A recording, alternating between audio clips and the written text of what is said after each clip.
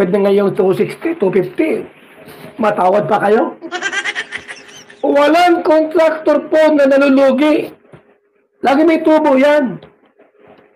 Pero maliit lang. Yung tama lang man ang tubo. Huwag yung tipirin po kasi pag tinipin mo yan, pati materialis titipirin nila. Jubilito TV Official. So, yun. Inyo, what's up mga kabagis? This is Jubilito TV Official at eto na naman pumuli ang isang edisyon ng ating reaction video mga kalingap at kabagis, no? Pero bago po lahat, syempre po, mega love shoutout po muna kay Val Santos Matubang, kay Ate Edna Vlogs, kay Kalingap Rab, Kalingap Netizens, Kalingap Subscribers, Kalingap Supporters, lalong-lalo na po ating mga Kalingap partners, Kalingap Reactors, Team Bios, Team Karepa, mega love shoutout po sa inyong lahat. Ito na mga Kalingap at kabagis, no? For today's reaction video, gawa lang po natin ang reaction at muli po pagbibigay ng opinion dito po sa naging previous live streaming ni Kuya Val Santos Matubang na kung saan mga Kalingap at kabagis ay dinipensahan niya po, no? Ang super karpintero ng Kalingap, si Super Mac, na kung saan mga Kalingap at kabagis, no, ay napanood natin sa mga kasamahan po nating reactor na gumawa po ng reaction video regarding nga po dito sa mga nagko-comment sa comment section, no, ng mga video upload ng mga co-reactors ko po, pati rin po sa akin ay may mga nag-comment din po na di umano ay kinontak nga po itong si Super Mac, kinontak, nakausap or pinakiusap. Hindi po natin alam yung totoong istorya behind this na mga nagsasabing nakausap na daw po si Super Mac prior nung pagpapatayo nung project na tindahan para kila Beyonce at nataasan nga daw po sila doon po sa singil ni Super Mac, kaya nga po iba ang gumawa ng tindahan, no, nila Beyonce, mga Kalingap at kabagis, no.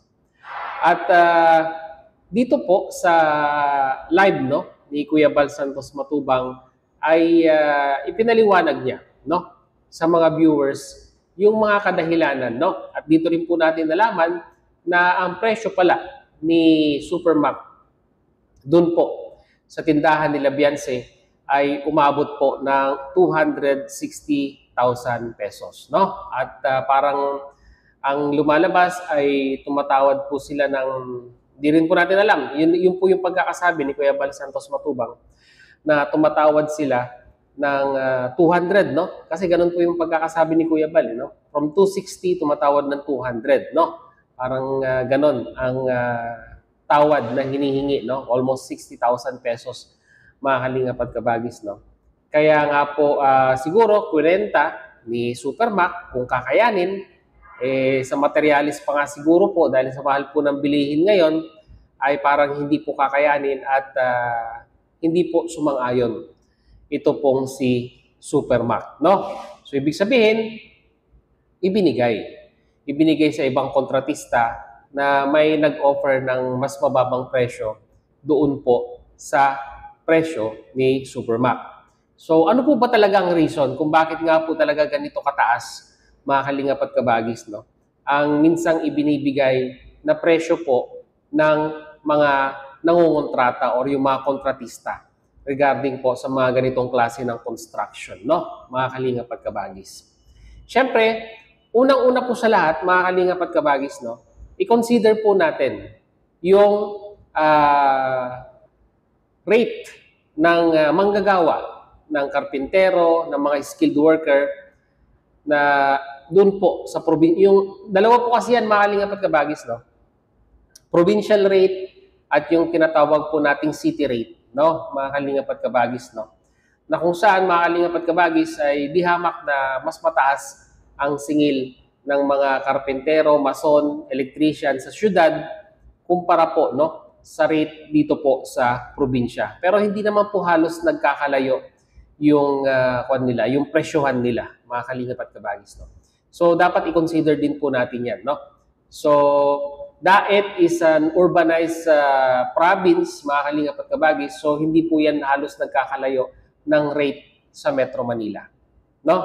So sabi nga po ni Kuya Bal, nasa 800, no? Ang minimum rate ng mga karpintero ngayon, no? Alam niyo naman po sa Team Kalingap, no? Halos labor tsaka mga skilled ay halos ipinapantay na po nila, no? Ang kanilang pasahod para masabi po natin na talagang ganahan din naman yung mga manggagawa sa pagpapatayo ng mga pabahay ng Team Kalingap.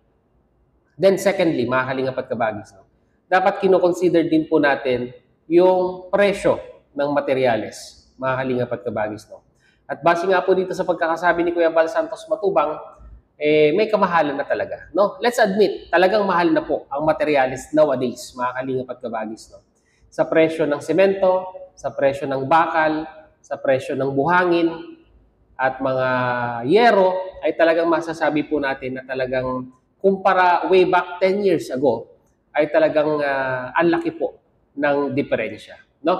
So siguro po sa mga kumausap, kung may kumausap man kay Supermac regarding po dito sa pagpapatay sa bahay nila Beyonce, sabi nga po, it is parang justifiable naman po, no?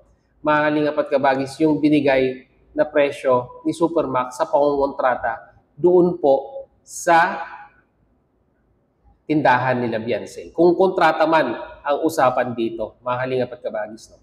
Kasi sa pagpapagawa po, dalawa po yan. Meron po yung arawan, meron din po yung kontrata, no? Na kung saan pag tayo po ay nagpapakontrata ay ginagawa po nila yung best nila na matapos yung project at the smallest time possible, no? Para at least kahit papaano po ay meron po silang kikitain.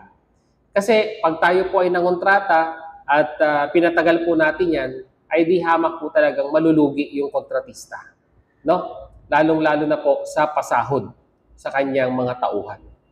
Pag arawan naman po, mga Kalingap at kabagis, syempre po, ikaw na manggagawa, ay you will try your best din po, no? May mga ganun po You will try your best na gawin yung task mo sa araw na yon, pero yung pagpapabilis ng completion ng proyekto ay malayong-malayo po ang diferensya sa mga nangongontrata. Kasi nga po arawan sila. So, sa mga nag-aarawan, they will try their best din po na medyo patagalin, no? Yung trabaho para at least tatagal din po yung pasweldo sa kanila, mga Kalingap at kabagis, no? So, sa arawan, they don't care, no? Kung gaano man katagal matapos yung proyekto dahil nga po, syempre, lingguhan ng sahod, no? Unlike pag ikaw po isang kontratista at ikaw po ay nangungontrata, para naman po kumita ka kahit ko konti doon po sa project mo, ay you will try your best na mapabilis yung proyekto, no? Mga Kalingap at kabagis. Kaya kung ako po ang tatanungin ninyo, no? Justifiable po ba ang presyo ni Supermac at tama lang po ba yung ibinigay na presyo? Para sa akin po, no, sa rate ng materyales, sa rate ng pasweldo, konting-konti lang naman po siguro ang tutubuin, no, mga Kalingap at kabagis, ni Supermac kung siya po yung mangongontrata. At parang sa mga sponsor po, alam ko po, naiintindihan din po natin na pinaghirapan yung pera, pero i-take consideration din naman po natin, mga Kalingap at kabagis, no, na yung favor or yung may tutulong din natin doon po kila Supermac kung iginawad po ninyo at pumayag po kayo doon sa presyong kanyang ibinigay, no? Sabi nga po ni Kuya Bal, aanhin mo yung nakamura ka nga po, pero within a span of 1 year ay masisira at hindi naman po tatagal yung proyektong inyong hiningian ng discount sa simula pa lang po, no, ng pagpapagawa, no, mga Kalingap at kabagis. So yun lamang po ang ating reaction video for today. Mag-comment po kayo sa ating comment section, mga Kalingap at kabagis, no? Ano sa tingin ninyo? Justifiable po ba ang 260K doon po sa tindahan? Medyo malaki medyo malaki yung tindahan nila Beyonce, mga Kalingap at kabagis. O hindi po justifiable? I-comment nyo po sa ating comment section, mga Kalingap at kabagis, no? Pag-usapan po natin yan. So yun mga kalingap at kabagis na muli, maraming salamat dahil hanggang sa dulo po ng ating reaction video ngayong araw na ito ay nasamahan niyo po muli si Jubilito TV Official. At muli po, nagpapaalala po ang inyong host. Sa mga hindi pa po na-subscribe sa channel po ni Kuya Val Santos Matubang at Edna Vlogs, Kalingap Rab, supportahan po natin ang kanilang mga YouTube channel. And at the same time, muli po, naglalambing din po ang inyong host. Sa mga hindi pa po na-subscribe sa channel po ni Jubilito TV Official, ay pakita naman po ang subscribe button at ang notification bell para maging updated po kayo sa mga darating nating reaction videos. Ganun din po, paki-follow and like ang ating official FB page na may title din po ang kaparehas ng ating official YouTube channel, Jubilito TV Official. So hanggang dito lang mga kalingap at kabagis. Once again, this is Jubilito TV Official, proud member po ng Team Cos at ng Team Vios. As I always say mga kalingap at kabagis, peace, God first. God bless po. Bye!